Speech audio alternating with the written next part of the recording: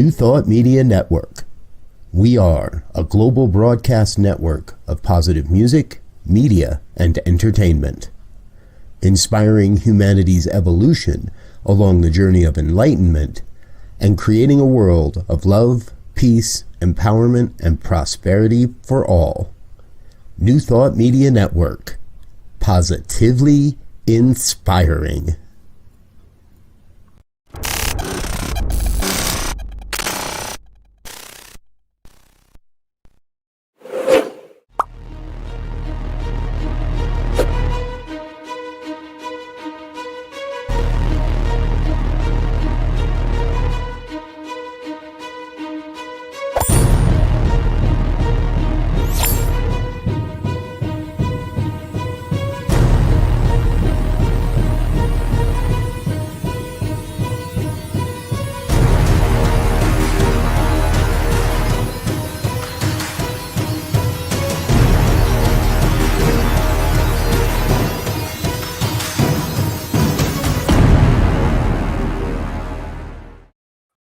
And hello again, dear ones. Reverend Robert with you here on the New Thought Media Network. It's Friday night, 5 p.m. Mountain Time Zone, and that means it is time for the good news. That weekly opportunity to come together, share in some of the good news stories we have found around the internet, and let you have some inspiration to take into your weekend. And we don't get to start with good news tonight.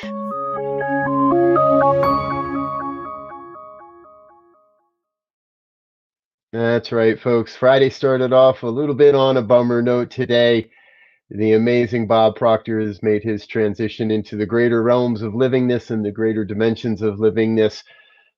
Bob was someone who gave his life and everything within him to the betterment of humanity, to supporting people along their journey, however that journey may take them and wherever it may lead. He was a great friend to the New Thought movement and a great friend to many movements across this planet. We know that Bob's legacy will continue on, and we love and know his work will continue on, and share our love with him and all that loved him as well. All right, let's get back to our regular schedule program and get some good news stories in the works for you. Today, the first story here, this is from the Snoqualmie Tribal website, Snoqualmie Indian Reservation. The Snoqualmie Indian Tribe, a federally recognized tribal headquarters centered in King County, Washington, has acquired roughly 12,000 acres of its ancestral forest lands along the Tolt River watershed. We were talking before the program. I love that part of the country. It is so beautiful and so amazing. And this is a decades long process that's happened here. We are so excited. This land is back in the hands of its caretakers, those that have been entrusted to caretake for this land for, as they see it, all time. And this has been over a century that their land has not been under their care. They're excited to come back in and reestablish their values on this tract of land. Pretty important stuff, and a good news story coming out of Washington State. If you ever get the chance, folks, get up there and see what the beauty that is the Pacific Northwest. Okay, on to our next story. Many of you know I really do love the animal stories, and I wanted to bring a little bit of laughter here today. Well, it turns out that animals are laughing too. And now, if you know my cat, laughing at me sometimes, that's for sure. Well, a couple of very talented anthropology students, Shasha Winkler and UCLA professor of communication Greg Bryant, decided to take a deeper look at this and realize that laughter is found in at least 65 different species, including primates, domestic cows, dogs, foxes, seals, mongooses, as well as bird species, including parakeets and Australian magpies. See, I always knew those parakeets were laughing at us in the zoo. I did. I could always tell. The primates, I mean, that was pretty obvious. So, good work to these researchers, UCLA, reminding us that laughter is often the best medicine. Yeah, you knew I was going to go there, didn't you? Come on now. All puns are intentional and all analogies are often intentional as well. But folks, I love to be reminded that at the core of it all, deeply we are one. And the traits and the qualities that we find endearing and that are important to us as human beings are active and also important to other species as well. I think it's important that we keep those things in mind and bring those into our lives as we move forward. All right, let's keep going here with another animal story. It's another great. Now, over time, I've covered a number of stories about bee habitats. And it seems like the UK specifically has been really leading this initiative over the last several years. We've covered stories about bee houses and billboards that are made to be bee friendly. Well, in Britain now, since they're they're mandating the use of bee bricks in construction of buildings above 5 meters. So they're mandating that we have bee habitat built into all new construction, and it says in the UK. This is pretty big stuff, and it's another great kudos. We're creating habitat, and we're making sure that we're providing for the recovery of the bee. It's an important part, folks, right? Human activity, we're no doubt that we helped to create the concerns and the problems that led to almost the collapse of the bee population on the planet. And we all know, I trust we all have an idea what would happen if that were to go down. So we're not going to there. All right, one more quick story here from the animal kingdom, if you will. This one may be stretching what is animal and what form of life, but there's no question that coral reefs are alive, and scientists have found a pristine coral reef undiscovered near Tahiti, and pointing to the fact that there may be more of these reefs. Now, they're at a bit deeper of a level than normal, and that's part of why this was undiscovered until now. But they say that there are giant rose-shaped corals. That's what you're seeing in that picture right there. Some of these are up to 6 feet in diameter. Gives you a little perspective on how big that drone submarine is. And work is being done by One Ocean and partner with UNESCO to map this area and provide, and they're immediately working to provide safe haven for this area as well. Great stuff happening here. I'm so excited.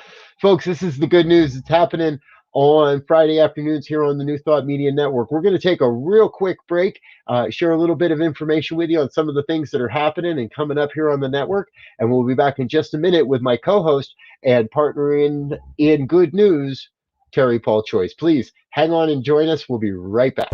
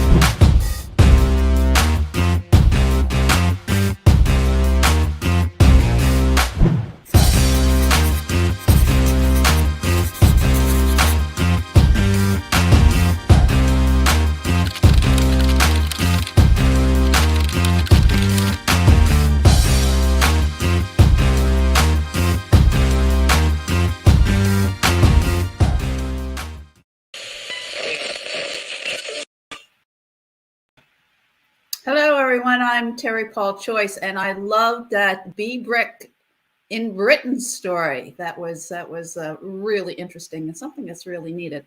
So I'm the international component. I'm up here in freezing cold Nova Scotia, Canada. And I have 3 stories today that all originate here in Canada. The first one is about a Chinese Canadian. His name is Dong Gianni. And this guy has created a greenhouse. It is 300 feet long, 30 feet wide, and he uses just thermal energy from the heat of the sun to heat this thing.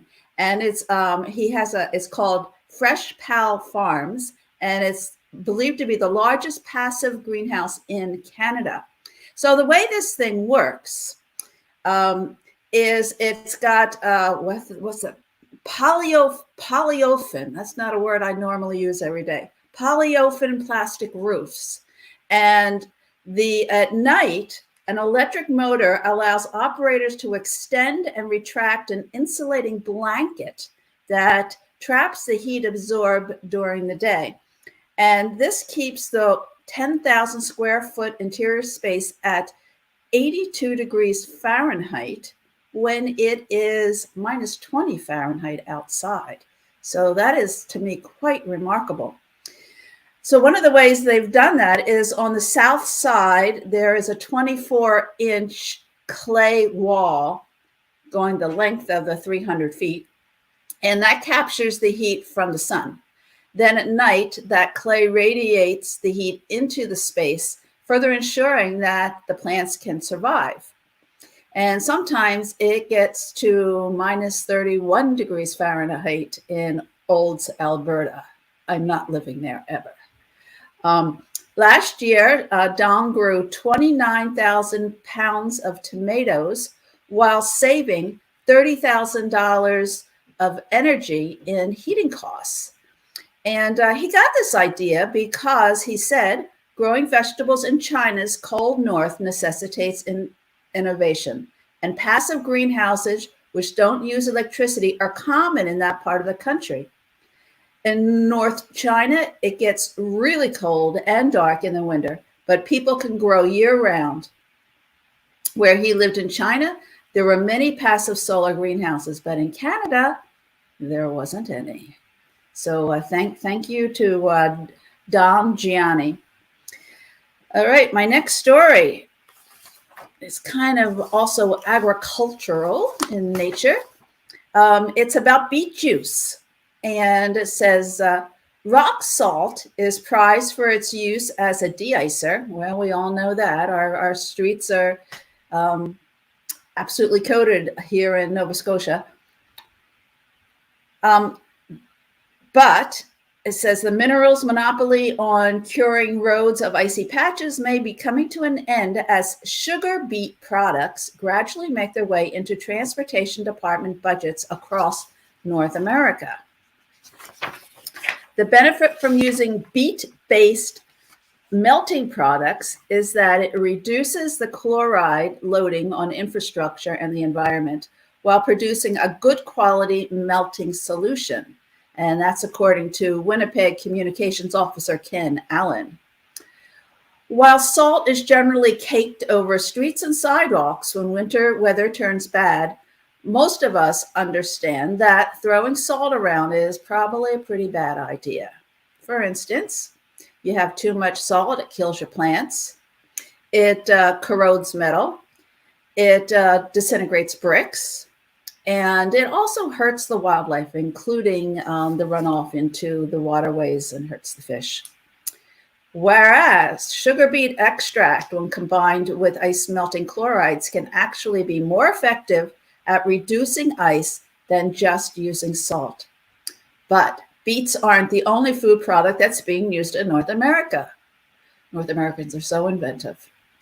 According to Bloomberg, pickle juice, cheese brine, and believe it or not, leftover beer have all been used by various transportation departments looking to reduce the immense budgetary pie slice given to salt purchasing.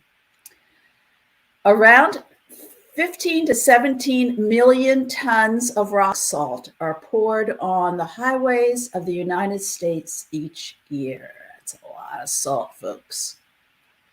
So, story number 3. We're carrying on here in Canada.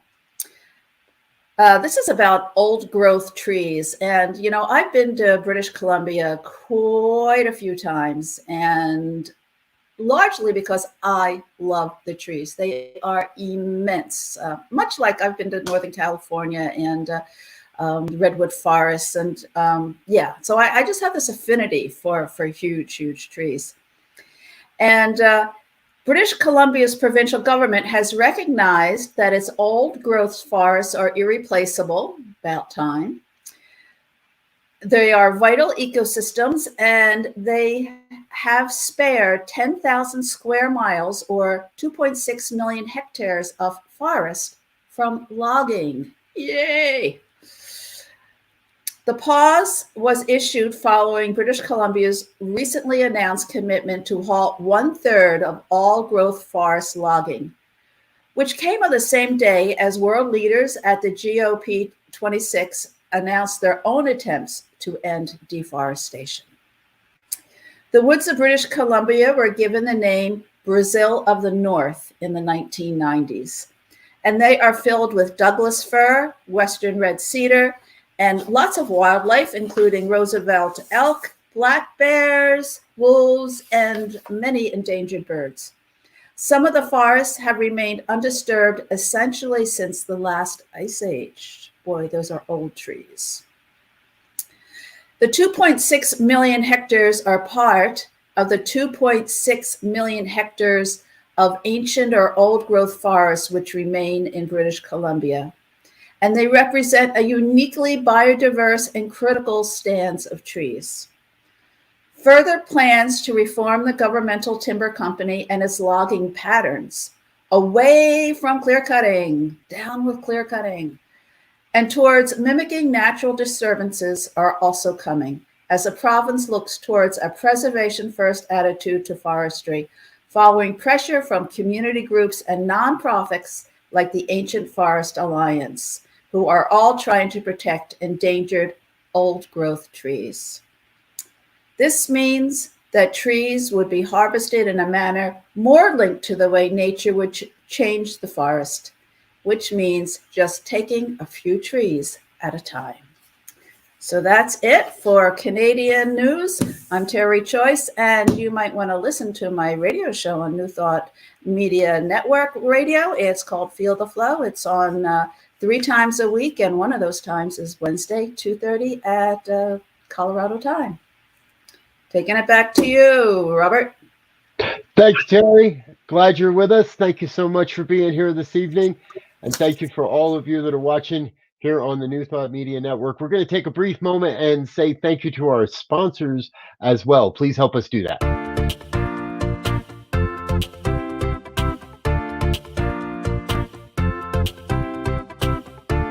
Thank you, Center for Spiritual Living Denver, for your continued support. Thank you, Center for Spiritual Living Midtown Atlanta, for your monthly contribution. Thank you, Center for Spiritual Living North Jersey, for your monthly contribution. And please help us welcome Om Center for Spiritual Living in La Mesa, California. Thank you for your monthly donation. Thank you, Center for Spiritual Living Seattle, for your most generous donation.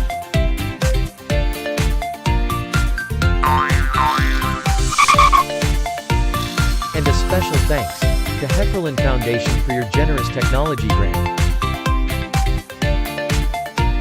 And Suze Odgin, thank you for your very generous donation. And a big shout out to all our committed donors.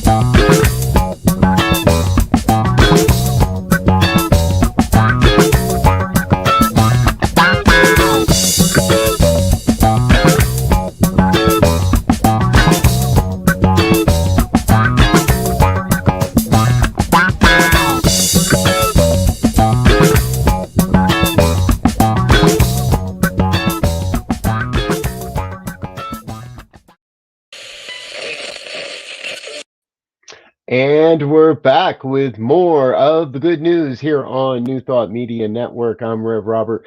Thank you for being with us. We've got a handful of stories to share with you tonight before we wrap up for the weekend. And this first one, wow, this is impressive. A family goes weeks without producing a single piece of trash. Now, that's a little bit of a headline as you read into the story. 41-year-old Esther, and forgive me, Esther, I know I'm not going to get your name right. Penarubia, I hope I'm kind of close, has been encouraging her family to adopt as best they can a zero waste lifestyle. Over at the writing of this story, in 2 weeks, she had been forced to throw away a discarded balloon from a party, the backing from a sheet of stickers, an old T-shirt she had used to clean shoes, and a broken toy. Uh, I don't know that I could get to that point. I would love to get my children to that point, but this is a great example for all of us, folks. Now, this mom of two lives in Catalonia and has gone so far as to outlaw cling film and tinfoil from her shopping list. She uses various methods to help reduce the amount of waste she creates in her life and with her children. That includes not only composting, but as you can see here, reusable containers. And she said she was moving from one house to another and just decided it was time to let go of single-use plastics and single-use items, and it just kept growing and growing. And now she's down to a very clean lifestyle. Yes, they do use cleaning products, but she recycles those jugs and goes to buy from bulk suppliers rather than just rebuying. And these are all little steps that we can all do, folks. There's this great vision out there called a world that works for everyone. And I believe that part of that is taking care of our resources and looking at how we also can be part of the solution to rid ourselves of some of the waste and a lot of the plastic that we're creating for no reason. This next story is a possibility about this. Now, I got to be honest, I'm not a coffee guy, so I'm not sure how I feel about this. But a Finnish startup has started making sneakers from coffee.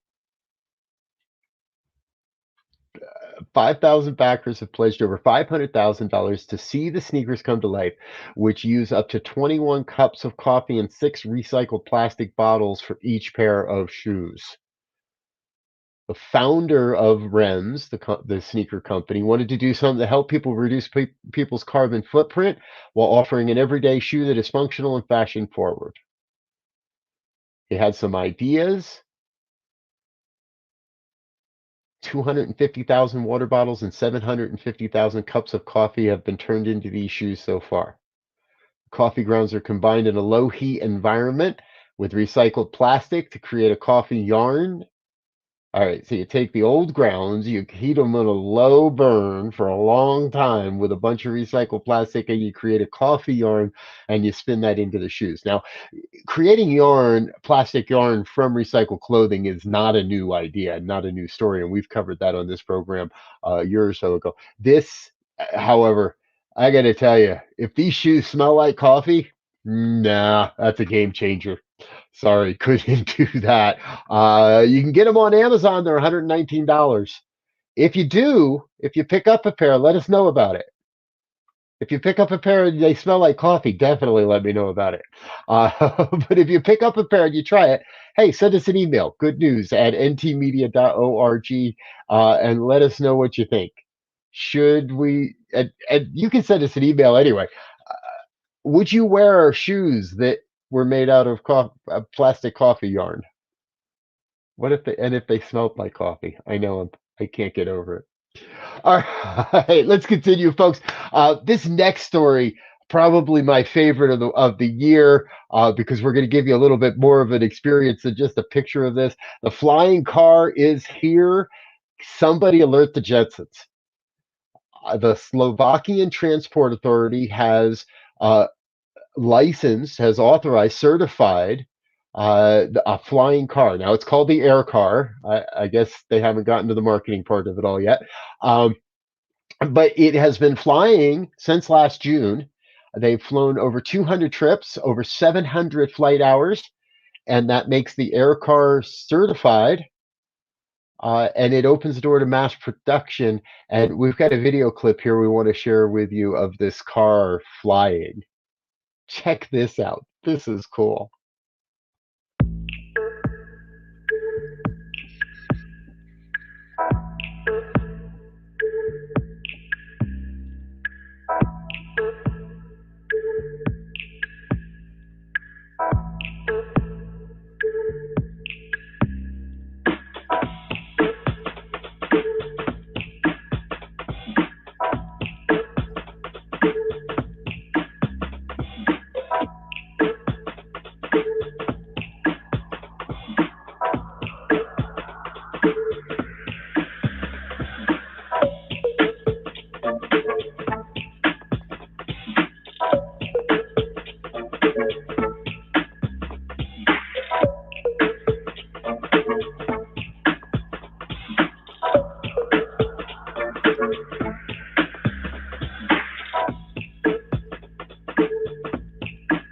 Yes, Wayne, Space Cowboy, hoo-ha. Doesn't this look fun, folks?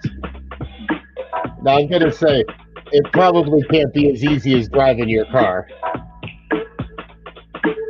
And now comes the fun part. Just 2 minutes and 15 seconds to transform from a airplane to a sports car? Yeah. It's a two-seater, I'll give you that. It'll turn heads, I'll give you that.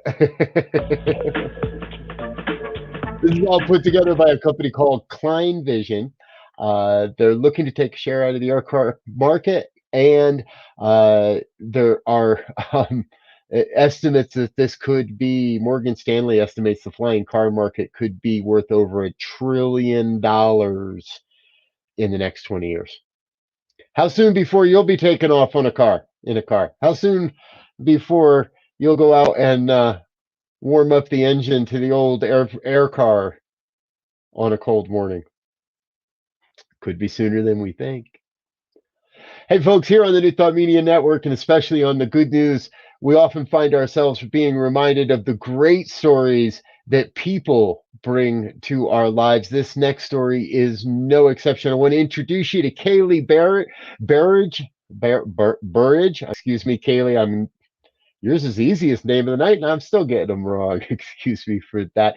Kaylee is a mail carrier in Newmarket, New Hampshire. She noticed that one of the mailboxes along her route was not being attended to, and knew that the woman that lived there was elderly, had talked to the woman a few times, and decided that after 4 or 5 days it was time to do a welfare check. Called the local Newmarket Police Department. They did a welfare check, and yes, they did find the woman had some boxes had fallen. They weren't sure exactly how long she had been trapped in her home. And Kaylee is credited with saving her life. She was severely dehydrated at the time that they found her and rescued her, and hypothermia was beginning to set in as well. So Kaylee definitely saved a life here in New Hampshire over the last week just by being aware and attentive to what's going on around her. Thank you, Kaylee. Kudos to you and all that you're doing in the world. Folks, those are the kind of good news stories we like to see. And I'm just going to say it. If you have an elderly parent living alone, pick up the phone right now. Do it right now, whether you're watching live or watching at another time. Pick up the phone, give mom or dad a call, especially if they're living alone and you haven't spoken to them for a little bit. All right, I'm Rev Robert. I'm going to get out of here for now. Thank you for being with us. Do remember, if you'd like to share a good news story with us, if you'd like to be a correspondent and bring a story here and there, or be a guest host with me one week, or be a guest host with Terry one week, and I'll take the week off. If you'd like to be a part of the good news, please let us know. Send out an email, goodnews@ntmedia.org. We'll have somebody get back with you as soon as we can. All right, I'm Rev Robert. I'm getting out of here. Until next time, peace.